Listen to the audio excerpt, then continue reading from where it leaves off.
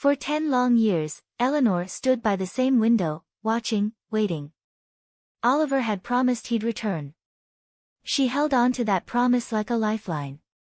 Seasons changed, the world moved on, but she remained frozen in time, trapped in the echo of his last words, "Wait for me." Before we dive into this gripping story, make sure to subscribe to the channel and like the video. Your support helps us bring you more unforgettable tales.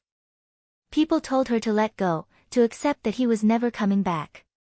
But how could she? Love wasn't something you switched off. It was a fire that refused to burn out. And then, one evening, just as the sun dipped below the horizon, painting the sky in hues of fire and gold, he came back. Eleanor's breath hitched. She gripped the doorframe as her vision blurred with tears. There he was, standing at the edge of the garden, just like she had always imagined. But as he stepped forward, something in her chest twisted painfully. He looked like Oliver. He sounded like Oliver. But something was deeply, terrifyingly wrong. Eleanor's heart pounded as she took a shaky step forward. "Oliver?" Her voice was barely a whisper, fragile and trembling. He smiled. But it wasn't the smile she had spent years longing for. It was empty. Hollow. Like someone trying to remember how to look human. She ran to him anyway, her emotions overwhelming her doubts. Her hands reached for his face, tracing the familiar lines she had memorized in her dreams. "You're here," she choked out. "You came back." Oliver tilted his head slightly, studying her with a strange curiosity. "Did you ever doubt me?" His voice was the same, but the warmth was missing. Eleanor hesitated. Something was wrong. The way he stood, the way his eyes flickered over her like he was trying to piece together a memory, it felt unnatural. "You remember me, don't you?" she whispered. For a moment, there was silence. Then, he smiled again. The same empty, practiced smile. "Of course, Eleanor," he said. "How could I forget you?" But deep inside, she knew. This wasn't the Oliver she had waited for. Eleanor threw her arms around him, desperate to feel the warmth she had missed for a decade. But the moment her body pressed against his, a chill ran down her spine. His embrace was tight, too tight. Not like someone holding a lost love, but like someone afraid to let go. His breath was steady, his heartbeat slow, almost too slow. She pulled back slightly, looking up at him. "You feel different," she murmured. Oliver chuckled, but it didn't reach his eyes. 10 years is a long time, Eleanor. People change. She searched his face for the man she had loved, but there was a distance in his gaze, a vacancy that made her skin prickle. His hands lingered on her arms, his grip firm, unyielding. Something was wrong. She could feel it in her bones. But she had waited too long, hoped too much. She wasn't ready to let that hope shatter. So she swallowed the unease creeping up her throat and whispered, "I missed you." Oliver tilted his head slightly, watching her with unsettling intensity. Then he said, "I know." And for the first time, Eleanor felt the cold realization creeping in. She had waited 10 years for him, but she wasn't sure what had come back. That night, Eleanor sat across from Oliver in the dimly lit living room, her hands wrapped around a cup of tea she had barely touched. He looked the same, yet everything about him felt off. He spoke about their past, but the details were wrong. "You used to love watching the sunrise by the lake," he said with a small smile. Eleanor's fingers tightened around the cup. "No, Oliver," she said slowly. "I hated the sunrise. You were the one who loved it." Oliver blinked, then chuckled. "Right. It's been so long. I must have mixed things up." But the mistakes kept coming. Small details, little things only Oliver should have known. The way he hesitated before answering, the flicker of confusion in his eyes, it sent shivers down her spine. And then, finally, she asked, "Where were you all these years?" Silence. For the first time that night, Oliver didn't have an answer.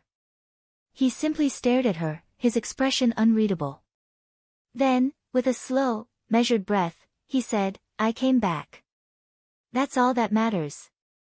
But Eleanor wasn't sure anymore. Because the man sitting in front of her wasn't Oliver. Or at least, not the Oliver she had loved. The night stretched on, heavy with unanswered questions. Eleanor lay in bed, staring at the ceiling, her mind a tangled mess of doubts and unease. She should have felt safe now. She should have been at peace. But instead, her heart pounded with an unshakable fear. And then, she woke up to the feeling of being watched. Her breath caught in her throat. Slowly, she turned her head. Oliver was standing by the bedroom door. Motionless. Silent. The dim moonlight cast long shadows across his face, making his features seem unfamiliar, almost distorted. "Oliver," she whispered. He didn't answer right away. He simply stood there, his eyes locked on her. Unblinking. Unmoving. Finally, in a voice too soft, too empty, he murmured, "I promised I'd return." Eleanor swallowed hard. Something about the way he said it sent a deep chill through her bones. It wasn't a promise anymore. It was a reminder. As if he wasn't saying it for her. As if he was saying it for himself. Eleanor barely slept. Every time she closed her eyes, she felt his gaze on her.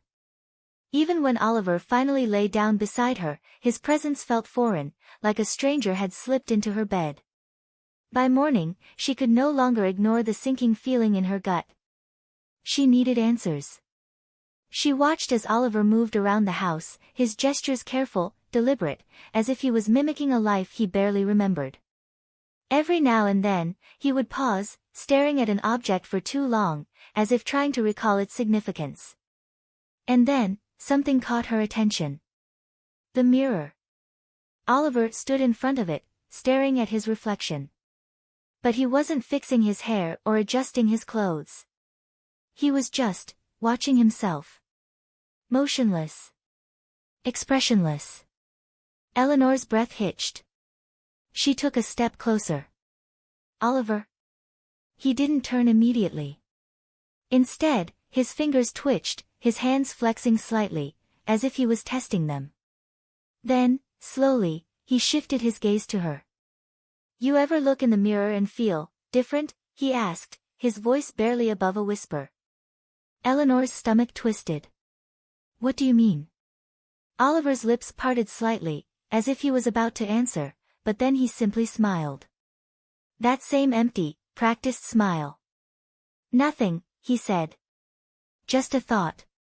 But Eleanor knew. Whoever was standing in front of her wasn't sure if he belonged in his own skin. Eleanor couldn't shake the feeling that the man in her house was not the Oliver she had loved. His voice, his face, everything was eerily perfect. But beneath the surface, something was missing. So, she tested him. At breakfast, she casually asked, "Do you remember Mrs. Holloway?" Oliver looked up from his plate, a flicker of hesitation in his eyes. "Of course," he said smoothly. "Our neighbor. She had that orange cat, what was its name again?" Eleanor's chest tightened. Mrs. Holloway never had a cat. But she didn't correct him. She only nodded, watching his expression carefully. Later that day, as he sat reading by the fireplace, she tried again. "What was my father's name?" she asked suddenly. Oliver didn't even look up.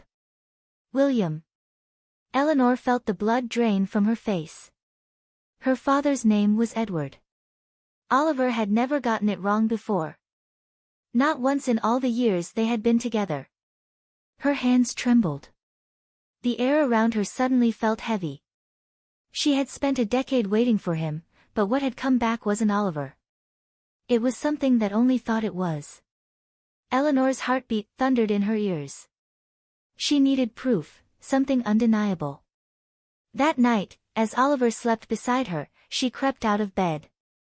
She moved quietly, careful not to wake him, and reached for an old wooden box hidden at the back of her closet. Inside were letters, Oliver's letters. The ones he had written before he left. Her fingers trembled as she opened one.